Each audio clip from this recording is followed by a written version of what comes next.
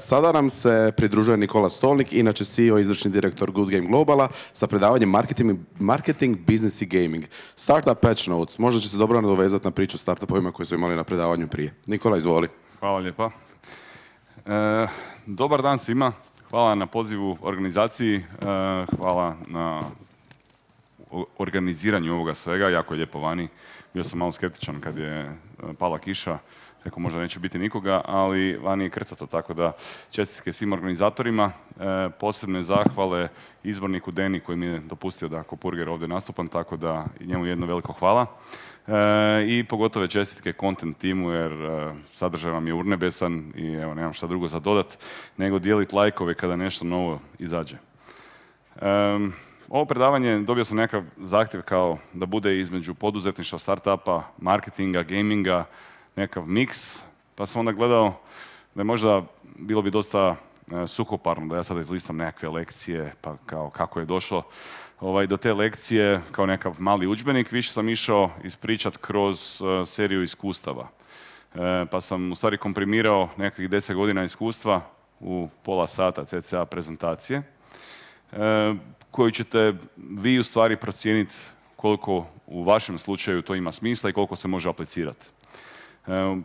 Osobno sam dosta alergičan na predavače koji daju samo nekakve end results, prezentacije i content, kako su oni, ne znam, započeli firmu, upitnik ili 3 točkice, uspjeh. To je gotovo nikad se ne događa tako i mislim da je jako bitan kontekst i nekav baseline očekivanja, tako da ćemo početi sa našim benchmarkom, to je s mojom startnom pozicijom, kako bi vi mogli lakše odlučiti koliko ovo sve skupa ima smisla za vas. Sada, ako kliker proradi, super, ako ne, ja ću klikat ovdje.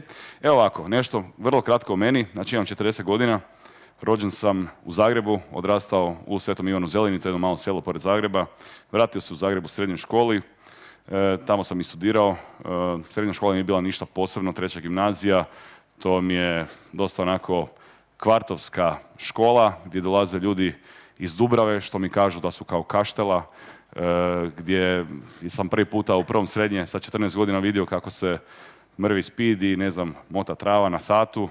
Ja u tome nisam sudjelovao svaki dan, ali bila je dobra polaznična točka za fakultet koji je bio odmah 3 minute do, jer u stvari nisam baš znao što bi studirao, pa sam upisao fakultet ekonomije, jer kao svašta se nudi. Nakon ekonomije mogu raditi od šaltera u banci do šaltera u McDonald'su, sve opcije su otvorene, tako da sam se odlučio za ekonomiju jer mi je bila 5 minuta od doma. Na fakultetu isto nisam bio ništa posebno, 3, 4, rijetka 5, češća 2, veslo sam za faks, bilo mi jako bitno dosta često izlaziti, biti u društvu i u stvari sam jako volio taj period studiranja, gdje sam tokom studiranja bio onako općinjen svijetom tehnologije, marketinga, digitala, tada je, u stvari, ja sam diplomirao 2008. Tad ste, ne znam sad, glupo mi je reći šta ste se vi rodili, ali vjerojatno da, jedan dio vas. Tada sam u stvari krenuo istraživati što je moguće u tom digitalnom svijetu, jer sam cijeli život u stvari igrao video igre, nešto malo kodirao, radio vrlo osnovne web stranice i tada sam smislio svoj prvi startup Vidiovo.hr, koji je bio kao nekakav Reddit ili tadašnji Dig, platforma za vijesti. I tu sam ja imao ideju gdje će nakon fakulteta mladi Nikola nakon šaltera u McDonald'su postati jako uspješan poduzetnik sa 20 i sitnom godina i zaraditi svoje prve milijone, a to su u stvari bili prvi 100 eura. Nakon Vidiovo.hr u stvari sam se zaposlio za stvarno nakon fakulteta u Deloitu, u najsivijoj od najsivijih korporacija, gdje smo radili u stvari u tuđim podrumima, prebrajajući papire, slažući ogromne Excelice za naše seniore i menadžere. I tu sam u stvari mrzio svoj život i htio sam pobjeći glavom bez obzira čim prije iz korporacije i shvatio sam jednostavno da to nije put za mene. Nakon toga je došla Kolektiva, jedan lokalni startup koji je, sad mislim da je od toga svega ostalo crno jaje, ali tako neke grupne stranice za kupovinu. Tu sam naučio prve neke osnove digitala. Nakon toga sam se zaputio van Hrvatske u Google u Irsku na par godina, to je bila 2013, 14, 15. Vratio sam se voditi marketing jednog propalog startupa Shoutem i na kraju završio svoju profesionalnu karijeru u Nanobitu, gdje sam u stvari jako volio taj posao, jer je to nekako kao game dev, je mobile game dev, ali opet je game dev, gdje sam vodio marketing i tu mi je bilo sjajno. Volim se karakterizirati kao antimotivacijski govornik jer apsolutno ne želim prodavati bureke i vama sad tu govoriti kako je to sve sjajno, lagano, super, krenite, bit će odlično, vi ćete ispuniti sve svoje snove, gdje ćete možda dobiti gastritis, napadaje panike, onaj shortness of breath, što kažu Amerikanci. Tako da ja vama želim ispričati sve loše. Ako vi nakon toga kažete ja ipak želim probati, ja ću biti vaš najveći fan, ali ne mogu onako u dobroj savjesti vama reći da je sve med i mlijeko i onda da se zaputite na neki put koji je možda čak i opasan.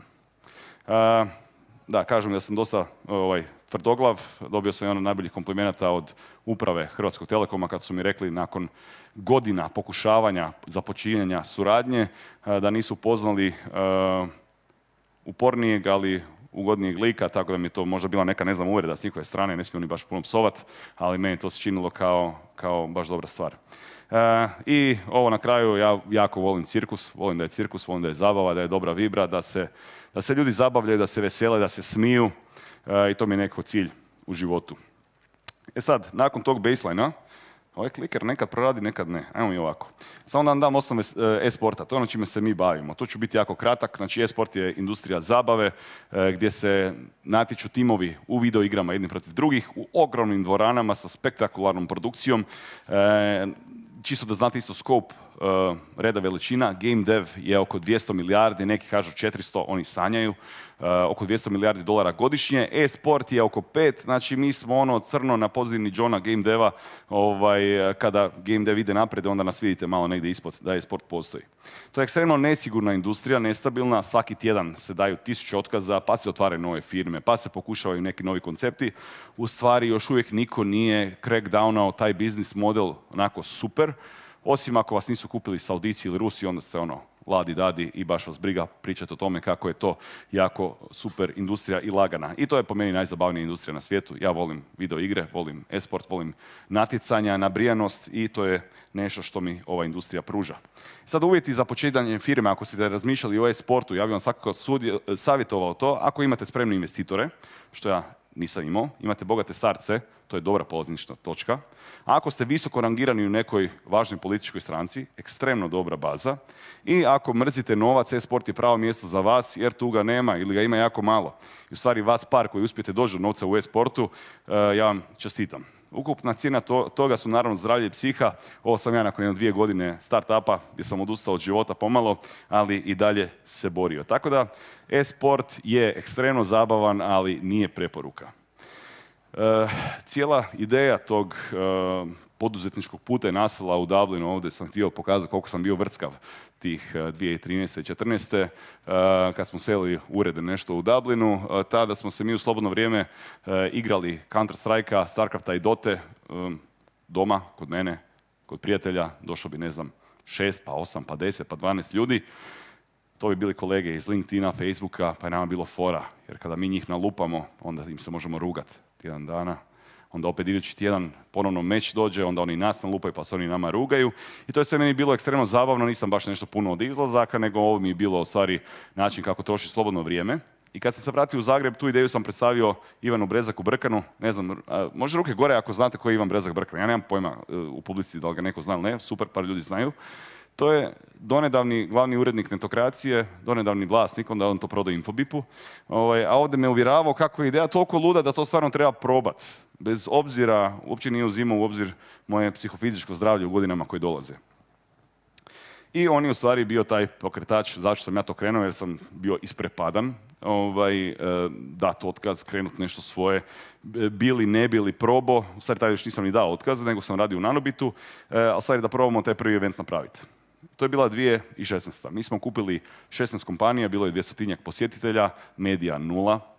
Rekli smo ako faila, ako se osramotimo bolje da niko ne zna, mi ćemo nekako pojesti tu sramotu, ali zašto bi indeks pisao o nama, tako da smo se malo skrivali. I to je sve u stvari rezultiralo sa jednim trenutkom koji mi je možda najponosniji u karijeri, a to je da smo uspjeli skupiti sredstva za 12 gaming paketa. Jedan paket je imao PlayStation 4, 3 igre i 2 kontrolera i to smo onda plasirali na 10 dječjih odjela bolnica od Vukovara do Zagreba, Varaždina do Dubrovnika i tako dalje, i 2 doma za nezbrinutu djecu. To je bilo jako fora moment jer sam shvatio u stvari da imamo mogućnost aktivno, pozitivno utjecati na živote drugih. I ovo dolje, sad ne znam koliko se vidi, mislim da se ok vidi, je komentar LinkedIna kolegice čiji se tim natjecao na Good Game u Zagrebu ove godine, koja je bila sa sinom u bolnici, vidjela taj PlayStation i razmišljala kao otkud to tu. I onda je vidjela moj jedan status na LinkedInu gdje se ja prisjećam tih davnih dana kada smo uspjeli to donirati. To je bilo onak dosta emotivan moment. Da, ja uopće nisam imao pojma da je dam toliko velik, da ja ovdje pričam malo o nekakvim intimnim stvarima. Ja sam mislio da će biti nas 10 onako u krugu, pa da ćemo se mi malo zezat. Vidjet ćemo kako će ovo proći. I sada dolazimo do malog zapleta situacije. Ovo je nešto o čemu nisam nikad pričao na jednoj konferenciji, tako da bear with me. 2017. kako sam radio u Nanobitu kao direktor marketinga, to vam je u stvari ko nekakav kontrolor leta sa 3 ekrana, hrpa grafova, milijuni eura u pitanju, budućnost firme u pitanju, svaki mjesec gledaš jesi dobro uložio, nisi, imamo li za plaće ili ne, i to je sve nekako na mojim leđima, a ja baš ne volim stres. Tako da to sam radio kao glavni posao, sa strane sam organizirao Good Game evente i to je sve dovelo do burnouta gdje sam završio na jednoj hitnoj kirurškoj intervenciji i nakon toga sam rekao, odnio vrag šalu, idem ja na sistematski prvi put nakon 20 godina da vidim šta se tu dešava.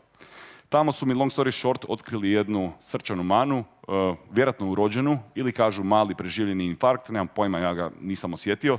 Tako da, ovo je nešto što je promijenilo cijeli tok u stvari moje karijere, jer ta neka greškica mala, koja je inače super operabilna i lako rješiva, je naravno da ja moram biti specijalan, u mom slučaju bila 10 puta veća. Obično je to nekih par milimetara tog razdora, meni je bilo 3,5 cm te nekakve rupe na srcu i to niko nije htio dirati. Jedina opcija je bila operacija u Cleveland klinici u Americi, to je tada 2017. koštalo oko 250.000 eura. Zašto sam ja shvatio da taj novac neću nikada zaraditi radeći za nekog drugog? Tada OnlyFansa nije bilo, tako da sam ja morao otvoriti firmu. Bar sam se na to odlučio jer mi je to jedino imalo smisla. Ono što sam znao je e-sport i gaming, marketing, content, zezanje, pa ajmo bar napraviti zabavu od toga, od tog pokušaja spašavanja samog sebe. I ja sam 2018. otvorio firmu koja se bavi e-sportom, koji je, ako se sjećate, onako mikroindustrija u jednoj maloj mikro Hrvatskoj, uz nekakvo bacanje kocke da vidimo što od toga svega može biti. 2018. smo organizirali prvi naš, ja ga zovem mega event, nije to sad, ne znam, stadion, ali jedna filmska hala u Jadran filmu napunjena sa nekakvih, ne znam, 800, 900 tisuća ljudi, 32 kompanije koje se natječu u e-sportu i to je koncept koji ne postoji nigdje osim u Hrvatskoj. Mi smo ga smislili, realizirali i trenutno ga još niko nije uspio uspješno iskopirati. Uložili smo tada apsolutno sav novac, vrijeme, naravno i zdravlje u realizaciju tog eventa i prošlo je fenomenalno. Sad tu dolazimo do prve 2 lekcije ovog predavanja. Preko dana sam bio gospodin u odjelu, ne baš u odjelu jer je bilo vruće, ali u košulji. Rukovao sam se s novinarima, stavio pred kamerama, dao izjave, šepurio se ko puran po tom eventu jer vidi što smo mi uspjeli. Dok bi dan iza dobio informaciju od vlasnika prostora da smo mi zaduženi za čišćenje te hale, a ne oni. Kak ja nikad nisam radio evente, meni je bilo u glavi kao pa da, mi ti platimo, sad zaključujemo vrata i ti to sad sve pospremi. Gdje me on upoznao sa člankom ugovora 16 da moramo dovesti sve u početno stanje. Naravno, ko kad rentaš, ne znam, Airbnb pa te ovi tuku ako ne poravnaš plahte. Tako da, taj budžet ja nisam imao. Doslovno na zadnju kunu smo uložili taj event da izgleda što bolje je mogao izgledat. I taj gospodin u košulji je naredna 3 dana sa lopatom, metlom, vrećama za smeće, gurao kontejnere kako bi počistio 1500 kvadrata hangara i počistio jedno 20 WC-a. Tako da, good times all around jer je bio fakat dobar kardio. Ali to vam je prva lekcija da financije i budžet su ekstremno krucijalni ako poželite bilo kakav poduzetnički pothvat. Kretati. Sad ok, samo malo radi, malo ne radi, pa ćemo to ovako. Znate šta, ispričat ću ja vama još jednu lekciju ovdje. Ok, ovako. Sve je završilo. Dosta uspješno. Počistio sam hangar. Muscle fiber je prošao. Sad te novce nekak treba vratiti. Sponzori trebaju nama platiti za sponzorske pakete koji su kupili. Mi za to moramo poslati dokaznice. Jedan dio dokaznica su fotografije i nekakvi izvještaji. jako bitan dokaz je after movie. Ja sam siguran da ćete imati jako cool after movie nakon što ovo sve završi, pogotovo kad sam vidio kako content ekipa radi. Mi smo tada zaposlili jednog dečka koji je tada radio festivale. Bio je onako jako poznat i uspješan itd. I on je meni objašnjavao koji će tehnologiju koristiti. Ja rekao, super, znaš šta, stari, ja znam puno manje od tebe, molim te sam napravi, skini mi to s leđa, idemo dalje. Tjedan dana nakon eventa ga pitam, hoće to biti uskoro? Kaže on, da, samo što se nije dovršilo i naravno da se nakon toga prestao javljati. Prošlo jedno mjesec, 2, 3, ja sam bio u takvom mindsetu da sam sjedio na klupici ispred njegovog stana, gledao u prozor i gledao kad će se upaliti svjetla, da mogu pokucati i pitati ga za zdravlje, ali jednostavno on je ispario, nije ga bilo. Gdje nakon jedno 4 mjeseca sam sjedio kod prijatelja u uredu, kukao mu o svojoj situaciji i njegova kolegica je predložila da ona nazove tog snimatelja, predloži mu novu suradnju, pa da vidimo. Ja rekao, daj molim te, ko da će se on sad javiti, nije toliko naivan, ajde, sve nas je izigrao. Gdje u idućoj minuti ona njega nazvala, čovjek se javio, ja sam čuo prvi put njegov glas nakon valjda 4 mjeseca, samo laser fokus na taj telefon, molim šta se dešava. Mi smo dogovorili sastanak, long story short, uzeli smo te snimke nazad. Tako da je ovdje lekcija, bez obzira na ugovore i sve, neki ljudi su idioti, jednostavno morate upotrijebiti neke tehnike naučene u Dubravi ili u Kaštelima, gdje god ste odrasli. Da, i taj sav uspjeh je neko doveo do situacije da smo u mogućnosti razgovarati o prvoj investiciji. To je bilo tamo negdje druga polovica 2019. Ja sam radio, uopće ne znam koliko sati dnevno, znači samo bi spavao i radio, pokušavajući nekako podići sa tla tu novu ideju, novu industriju, maloj Hrvatskoj, samostalno praktički. Gdje je ova slika vrlo simbolična, jer mi je moja draga tada zaprijetila da mi moramo ići na more, jer neću samo ja izluditi, ona će poluditi, bacit će me prek balkona, tako da moramo ići na more. Vozili smo stari, polupani Peugeot 206, koji je odlučio usred Gorskog kotara jednostavno umrijeti i ispustiti sav benzin. Tako da ovo tu je ta loka benzina koju sam slao mehaničaru kao šta sad da radimo. I onda smo proveli ostatak dana u Gorskom kotaru kod nekog čića koji je sa čekićem nabijao spremnik od benzina, kao da ga namjesti da on može i dalje držati gorivo i da možemo doći do mora, gdje smo mi stigli. Naredni dan na plaži, tu fotku nisam htio staviti jer Draga je u Badiću pa onda nije baš primjereno, ali bili smo na plaži idući dan i dobio sam sudbonosni poziv telefonom gdje me prijatelj upozorava da je taj investitor o kojem mi je pričao sada u Beču, a kako sam ja u Zagrebu, meni je lako doći do tamo, 3-4 sata, 5-6 busom, odi ga upoznaj. Jer sam rekao, stari, ja sam na Braču, ja nemam kako doći. I on je rekao onda, ok, bez brige, za par mjeseci on opet u Europi. Rekao, stani, ne, samo malo, ajmo ovako. Ti njemu reci da je on na Marsu, ja ću doći gdje god treba i ostalo ostavi meni.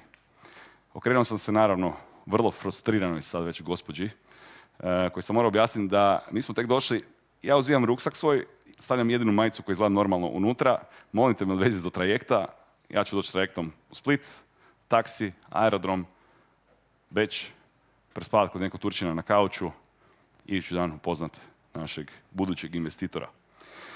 Vratio sam se tada u Zagreb, direktno iz Beča u Zagreb, jer dao mi je puno zadataka, morao sam srediti financije, planove, nekakvu viziju, strukturu firme, svašta nešto što nikad prije nisam radio.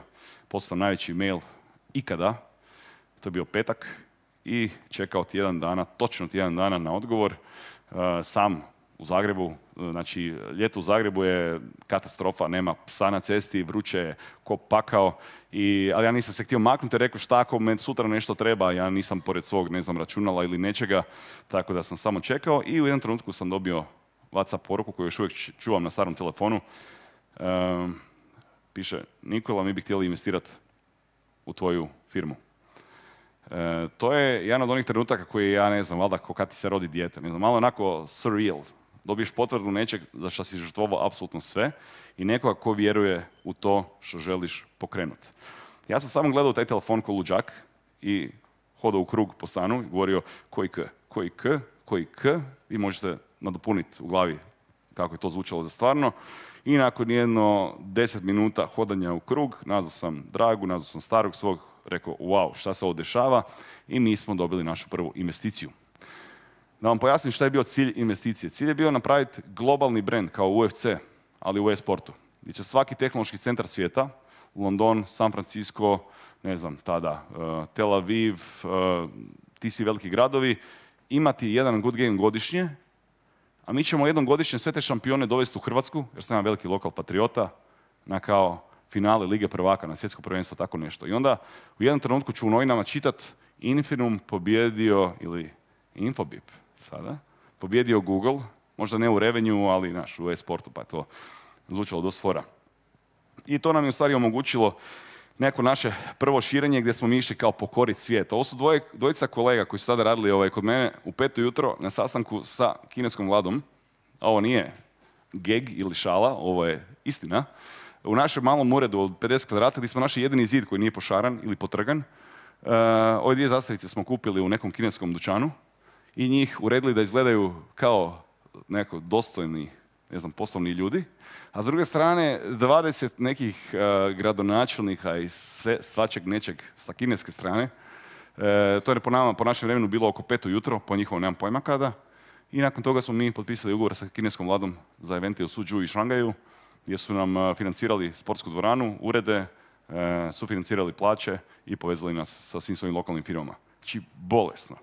To smo slično napravili u Berlinu, u Tel Avivu i San Francisku, a onda je došao ovaj mali kreten koji je nekom uletio u juhu i sve zaustavio, gdje instant, početkom pandemije, nama se otkazuju svi ugovori. Trenutno si tu onako u putanji koji izgleda fakat brutalno i nešto što ne postoji nigdje u svijetu i odjednom si dolje na podu, doslovno si na podu i gledaš u strop, misliš si zašto ovo sve? A u cijelom tom trenutku pokušavaš napraviti firmu koju ćeš prodati ili dovoljno zaraditi da bi mogao onako otići u Ameriku na par mjeseci i riješiti svoj problem.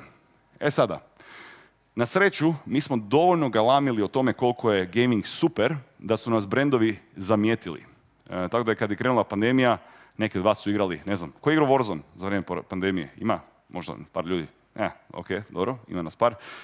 Ljudi su uglavnom doma, ne znam, igrali Simse, Warzone, šta ja znam, CS, šta god.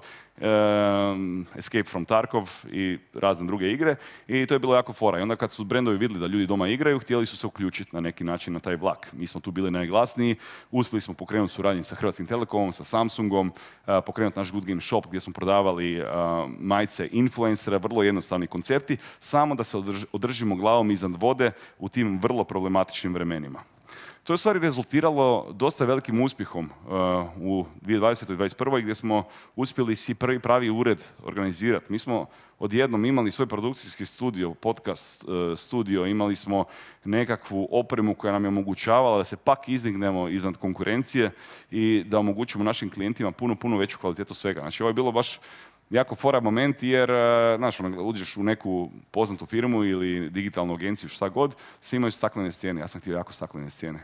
To je znak da smo uspjeli. Ali, naravno, to dolazi sa svojim problemima gdje onda, iz nekog razloga, su neki ljudi odlučili napast neke druge ljude, to nama nikako nije odgovaralo, svi brendovi su se opet povukli, svi ugovori opet otkazani, a ova vijest je nastala točno kad smo se mi potrpali u kombi i trebali krenuti u Poljsku u Katovice za jedan taj veliki turnir, AIM Katovice, i stajali smo u 9 ujutro u tom kombiju i gledali se, hoćemo mi ići u Poljsku, koja je onako odmah tu pored, ili ne, i rekli, znaš šta, idemo. I bilo je fakat super. Ali ne mijenja činjenicu da su nam ponovno svi ugovori otkazani, gdje smo mi morali pak galamiti i opet pokušavati se izdići iz nule. Tu smo double downali na cijelu priču. Potpisali još jači ugovor sa Deutsche Telekomom sada već, ne Hrvatskim Telekomom, jer smo htjeli izaći van granica Hrvatske i još uvijek radimo konstantno na tome, da imamo što više klijenata van Hrvatske. Pojačali smo prisutnost Good Game-a Zagreb, to je ovdje se firme natječu u e-sportu, 22. i 23. Influencere sam potpisivao ko lud, zato što ako nešto funkcionira, to su influenceri. Ako ja mogu potpisati mamičevski ugovor sa svakim od njih, meni će biti sjajno. Šalim se, naravno, mi uzimamo jako mali postotak od svake dogovorene suradnje, ali predstavljamo puno influencera u gamingu. Taj naš nesretni shop je tu da već krenuo upadat, ali nešto smo smislili novo, što je u stvari jedan internetski show, Ultimate Gamer, koji smo pičali telekomima, Hrvatski Telekom je to prihvatio i mi smo tu, ne znajući ništa o tome, išli producirati naš prvi show. I kontent smo pucali ko na traci. I nakon toga dolazi situacija da ja u stvari saznajem kako je moguće riješiti moj problem. Jedan luđak, dosta visoko pozicioniran na Rebru, doktor Anić, Boga blagoslovio, mi je prišao i rekao, ja sam čuo za tvoj slučaj, šta ti misliš da mi probamo? Rekao, doktore, imamo li druge šanse, imamo li druge neke opcije, tako da sam išao potpisat kao privolu, ugovor, koji je bio ovak debel, onak kao i za vrijeme investicije, da me ruka bolila kad sam dovršio s tim potpisima, čisto da oni ne bi imali problema ako se meni nešto sad tu desi. Ovo tu je moj prsni koš, vjerovali ili ne, i ova tu slika pokazuje ove metalne žice koje su trenutno u meni, nakon cijele te priče. Sad neću vas daviti sa detaljima te cijele procedure, ali bilo je dosta zeznuto, toliko da se moji prijatelji šale da im onako ostavim poruku ako umrem, ne znam di, valjda na Discordu, ali to je bilo onako dosta ironično i cinično vrijeme gdje smo se svi zezali na taj račun. 2 mjeseca je trajalo taj oporavak gdje sam ja, u stvari nisam mogao ništa, sam ležao na kauču 2 mjeseca, gdje onaj cijeli rast firme koji sam paralelno ganjao je sada stao. Stao je iz razloga što mene nije bilo, ja sam u tom trenutku dosta požalio što nemam co-foundera. To vam je još jedna lekcija. Ako možete, imajte co-foundera koji vam može koji može podnijeti 50% tog napora, jer ekstremno je teško započinjati i voditi firmu. I pogotovo u ovakvim trenucima. I onda sam se u stvari vratio na dosta nezgodan trenutak u firmu, gdje radi nedostatka mene u firmi, ugovori se nisu na novo potpisivali. Potraživanja se nisu utjerivala. Jednostavno rečeno, mi smo ostali bez para na računu. Ne kao nema para, ali negdje su tamo pa ćemo dogovoriti. Para nema. Ovo tu je doslovno screenshot koji sam slao svojim investitorima jer mi je bilo urnebesno da je uopće do toga došlo, da mi imamo 80 eura na računu firme. To se ne smije nikad događati, to se ne smije nikad ne smije se firma dovesti u tu situaciju. Mi smo se doveli u tu situaciju, naravno ne namjerno, ali slijed događaja je došao do toga da smo mi bili pred gašenje. Jednostavno, para nema, plaće stižu, troškovi stižu, ja sam moram nekako platiti 50.000 eura troškova, ja imam 80 eura na računu. Ekstremno smiješno. Sada, tad nije bilo. I to je sve bilo u periodu do pred Božić. Možete misliti kakva je situacija. Badnjak je skoro, negdje 20.12. Ljudi naravno žele, 15. je rok za plaće, mi još nismo isplatili, već je 20. Ljudi žele kupiti naravno poklone, familije imaju svoje, moraju platiti stanarinu, a para nema. I onda sam poslao poruku na Discord svojima, jer mi imamo internet Discord koji sam se grozio godinama, da ću ikad tako nešto morat napraviti, jer sam ja njima rekao, ljudi, para nažalost nema. Sad znam da je ovo potpuno drugačije od onih predavanja kao idemo Hollywood, gas, startupi, milioni kamioni, Dubai, ali ovo je jedna od realnih situacija koja se nažalost dogodila. A onda kada se dogodi, nekako ona i prođe. Ja sam im ponudio kolegama kao ako ikome išta treba da mi se javi, ja sam dosta šparan pa sam nešto uštedio sa strane, svima ću vam poslati preko Revoluta i to ćemo riješiti kada plaća dođe i onda, kao u nekom filmu, idući dan je sjelo, bam, jedno 200.000 eura, sve smo poplaćali i ostalo je para na računu, svi su dobili sve što su htjeli, plus božićnice i bonuse i ispalo je sve na kraju dobro. E sad, ove sve peripetije tokom praktički od 2015. imao firmu, ne imao firmu, su dovele do toga da u stvari 2024. nama bila rekordna godina po svemu. Po projektima, po prihodima, po kvaliteti ljudi koji su u timu, po kvaliteti produkcije koju radimo, po tome na kakve nas evente zovu i konferencije. Mislim, ja sam keynote na Dumpu, to se prije ne bi desilo. Uspjesi koje smo potpisivali, suradnja sa recimo Sunsetom, gdje u jednom trenutku sjedim sa Damjanom Rudežom, našim NBA košarkašem, Pitom Radovićem koji je osvojio 42 Emija za sportsku produkciju i producira Super Bowl evente kompletne. I ja, lik s Kvatrića koji eto tak radi nešto sa igricama, nastoji se dogovaramo šta ćemo dalje. Bolesne situacije su nam se dešavale samo zato što nismo odustajali. E sad, da li je to pametno ili nije, procijenite sami. Postoje puno lakši putevi i nekad fakat treba odustati, pogotovo ako se radi ono do or die situacija. Nije uopće niti sramota, niti problem odustati. Možda bi bilo pametnije nekada da jesmo, ali već kada nismo, jako mi je drago da se događaju ovakve situacije. prema kojima se inače nikada ne bi mogli izložiti. I by the way, Good Game Zagreb 25 je bio bolestan. Znači, iduće godine fakat preporuka, evo, Tristan tu, šampion naš Good Game-a iz Infobipa, kima glavom, svi ga pozdravite poslije, on voli pričati s ljudima. Uglavnom, ove stvari se nikada ne bi dogodile da smo bilo kada, u bilo kojem trenutku prije toga odustali. I sada, tu imam par nekakvih, ne znam kako bi to rekao, lessons, lekcije, instrukcije, nešto, informacije, nekakvi tidbit of knowledge koje sam htio s vama podijeliti. Mučan život je dug, znači ako imate neispunjen život bez smisla koji se događa čisto kako bi se dogodio, ako se budite samo zato što ste se probudili, a ne zato što vas nešto drajva, taj život je ekstremno dug, onako mučan, patnički, nema puno smisla. Dobar život je kratak, onaj zabavan, kada vam minute lete ko sekunde, kada se dešavaju lijepe stvari, kada ste okruženi dobrim ljudima. Tako da probajte si skratiti život. Naravno, ovo tu je šala, nemojte, ali kužite poantu. Isto tako, ne vjerujte hajpu. Hrpa ovih mentorskih podcastova, velikih internetskih poduzetnika, savjetnika, onaj Gary Vee i ta ekipa. Ok, neki savjeti jesu legitimni, ali hrpa njih je tu radi vlastite koristi. Govore o nekom hajpu, nekim milionima, kamionima. Sam se sjetite ko je sve bio na onom NFT-u. Ko je vlasnik NFT-a ovdje? Se sjećate uopće šta je NFT? Znači, sjetite se samo da je hrpa ljudi zagovaralo takve gluposti. Tako da onim pričama od garaže do miliona u tjedan dana, to zaboravite. Obično je tu puno deblji sloj informacije koji nedostaju u toj cijeloj priči. Od obiteljskih pomoći, od nekakvih para koji su se morali transferirati s jednog na drugo mjesto, pa im je ta osoba pomogla, vrlo kreativno se tu izražavam. Uzmite u obzir da nije sve onako kako se prezentira. Stavi bokser na ruku i osmijeh na lice, ne znam zakaj mi je uopće ovo palo na pamet, ali uglavnom postoji hrpa kretena s kojima ćete se naći putem. Većina ljudi, onako 95% ljudi su odlični, zakon, fenomenalni, pozitivni, pametni, ali ima ih par koji su mega otrovni i njih stvarno treba se riješiti čim prije. Ne postoji toliko kvalitetan profesionalac koji to može uništiti samo sa time što je loša osoba. Znači ja u firmi ne trpim nikoga koji je toksičan, koji je negativan, koji drugima radi probleme, makar on bio najveći mađioničar ikad sa financijama, produkcijom ili čime god. Tako da ne vrijedi toga.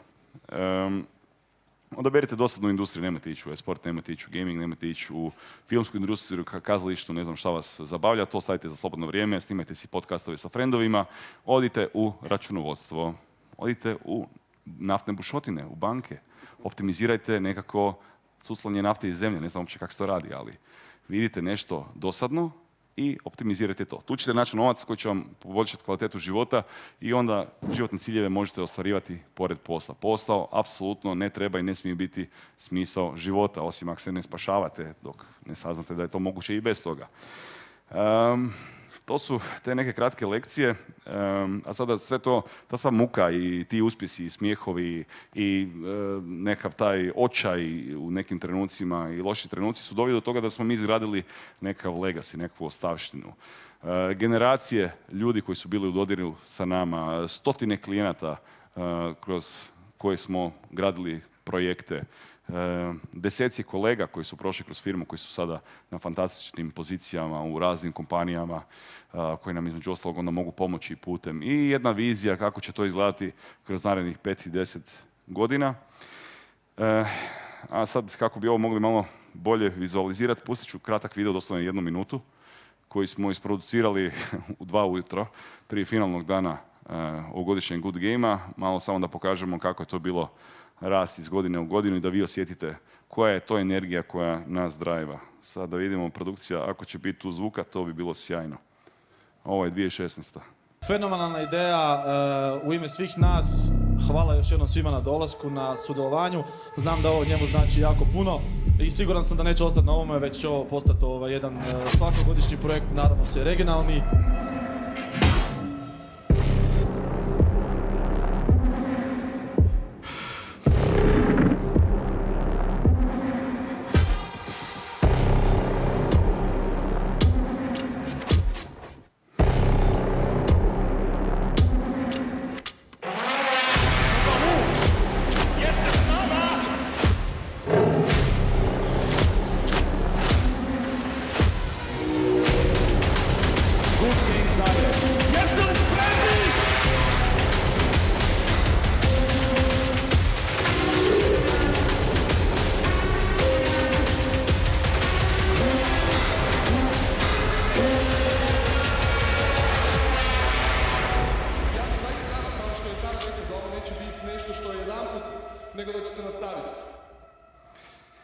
Evo ga, i to vam je to od mene.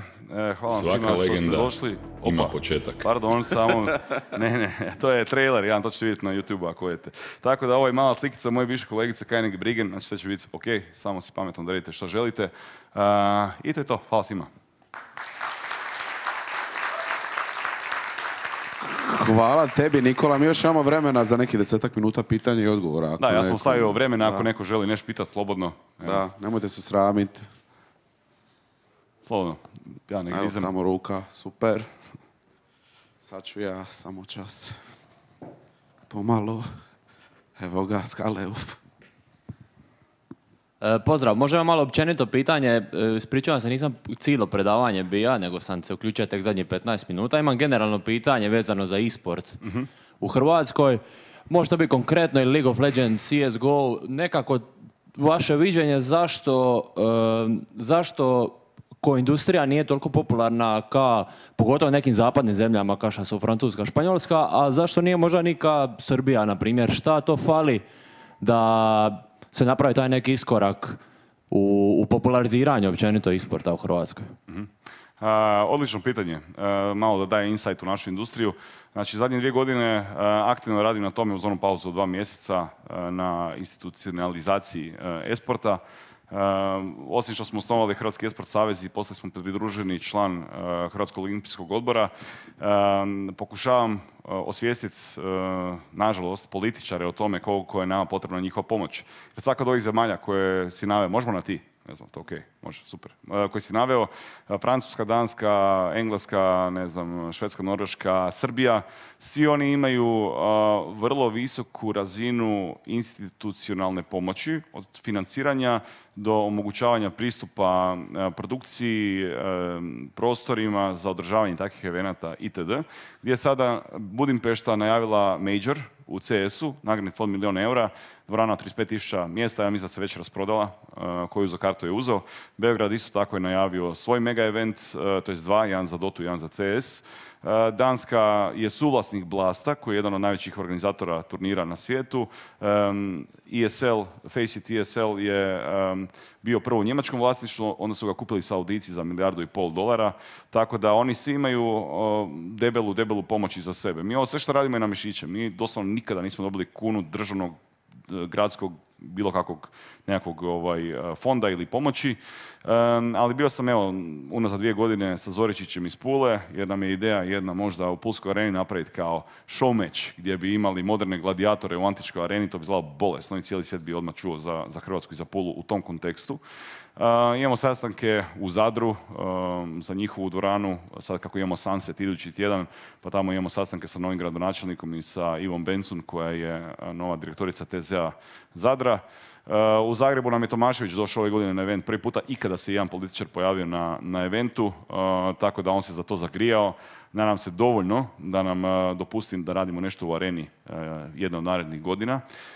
Tako da, kratak odgovor je, potrebna je lokalna pomoć, kao i svim festivalima, događanjima, svemu. Ništa veliko ne postoji bez pomoći lokalne uprave. Sada, s obzirom da niko od nas nije affiliated sa nekom strankom ili sa nekim bitnim, tako to dugo traje. Ali da, evo, sad su se počeli događati sve konkretniji razgovori, tako da se nadam da ćemo jednog dana imati neki major ili minor event u Hrvatskoj. A u Splitu? O Splitu, pa znaš šta, razmišljao jesam o Splitu dugo, bilo bi fenomenalno, a sad ja ne znam nikoga u Splitu u gradu, tako da to je jedini razlog. Pa evo tu nekih 67 ljudi otprilike, tako. Ok, evo, može, pomognite nam. A ima li još netko pitanje od ovih 60? Evo, još jedno, super. I nije daleko, odlično. Ajmo, imamo još 6 minuta skoro. Dobri dan, znači kakva vam je situacija sa onim student e-sport turnamentom i kakva su iskustva s time? Hoćete proširivati možda pool igara još sad u buduće i te stvari? Odlično pitanje. Set je nastalo, znači set je kratica za student e-sport tournament, to je nastalo isto u koroni 2020. Gdje sam mislio da je tako nešto potrebno u Hrvatskoj, ja uopće nisam znao da se događa UniHR i UniZG. To su nekakva studentska natjecanja koja su bila dosta tiša od našeg. Mi smo odmah išli galamit, dići produkciju na puno višu razinu. Imamo isto potpisane suradnje sa sveučilištima po Hrvatskoj. To nam je uz Good Game Zagreb najdrži projekt jer je naš i radimo sa studentima, a studenti su zakon. Tako da ja se nadam da ćemo to proširivati dalje. Ideja je bila ga gurnut možda i van granica Hrvatske, imati možda set Slovenija, set Srbija, set Mađarska itd. Ali je jako teško imati i samo set Hrvatsku. Ono što bi ja htio za iduću godinu, što ćemo potencijalno napraviti, spojiti Good Game Zagreb i set, da imamo 3 dana eventa, 1 dan samo za studente i 2 dana onda za firme. Mislim da će to biti pun pogodak, ali vidit ćemo kada do toga dođe. I sada proširivati broj igara, svake godine mijenjamo igre s obzirom na popularnost, tako da ako imaš kakvu ideju, baci nam prijedlog pa ćemo uvrstiti. Ali ove card battlere ne bi, to je malo premonotorno za gledati. Imamo još vremena, slobodno. Ima u prvom redu. Prvom redu, super, evo stižem, sad ću. Mogli smo još jedan mikrofon, jel da? Ali opet bi ga neko morao dodati. Pozdrav, moje pitanje je više poduzetnički orijentirano. Više puta ste spomenuli da ste bili pred odustajanjem. Pa šta je to što točno prilomi odustati ili ići naprijed? Pa do rješenja mog medicinskog problema bilo je ako odustanem, koja je varijanta B, nema je. Mogu se negdje zaposliti, čačkat uši i gledati u prazno gdje samo otkucavaju sati. Mislim, meni je stvarno bio fokus na tome gdje sam pred kraj tog termina, a meni se procjenjivali su mi da mi je rok trajanja negdje 40 i neka sitna. Tako da sam postao i užasno letargičan pred kraj toga kad nisam znao će li se to riješiti ili ne. Odustajanje, veliki fokus je bio na tome da mi je to kao nekakav spas i šansa. Drugi nekakav razlog za neodustanje je da sam ja dosta onako prgav. Volim se onak dokazivati da je po mojem, a ne po tuđem. I onda naravno bilo je tu i sugestija da je možda pametnije se negdje zaposliti, pa bit će ti bolje, život će ti biti lakši itd. I onda sam ja govorio da nije tako, sad ćeš ti vidjeti kako je i pokazat ću ti. I onda, ne znam, cijeli život sam u nekim poluborbenim situacijama, tako da mozak jako brzo funkcionira u kriznim situacijama ako se ne smrzneš i neko je uvijek ti došao do nekakvog rješenja. Sad, zašto smo mi svaki put našli rješenje, ja nemam pojma, sreća nas je pomazila ili smo jednostavno radili toliko toga da je nešto moralo uspjeti, ali jednostavno odustajanje meni osobno nije bila opcija jer jako volim, ovo tu je meni, ne znam, jako, jako drago i blisko srcu i volim ljude koji su u tome i naš community i kolege svoje. Ne vidim druge opcije, ja ne vidim opcije odustajanja, ali da jesi u tom periodu razmišljao, Isuse Bože, koliko bi bilo bolje da ne moram ovo raditi, jednostavno imam hrpu para na računu, da, apsolutno, mislim da se svako od nas nekad padne u oči i da je to jednostavno ljudski, ali ne potpisujem tu crtu odustajanja, to neko mora se dogoditi onaj scenarij da mi moramo otići u stečaj, moramo bankrotirati, onda ću reći, nije prošlo, probali smo sve, ali do tog trenutka, ne. Onda ćeš reći good game. Odbijam, da, GGHF. Nekom drugome, bozi. Evo imamo još možda 2 minute, ako neko ima pitanje. Brzinsko. Ne? To je to. Okay. Hvala ti puno, Nikola. Hvala. Izvrsno predavanje, jako zanimljivo, pogotovo taj uvid u svijet i sporta koji je tu meni malo bio mističan do prije 43 minuta. Hvala ti puno.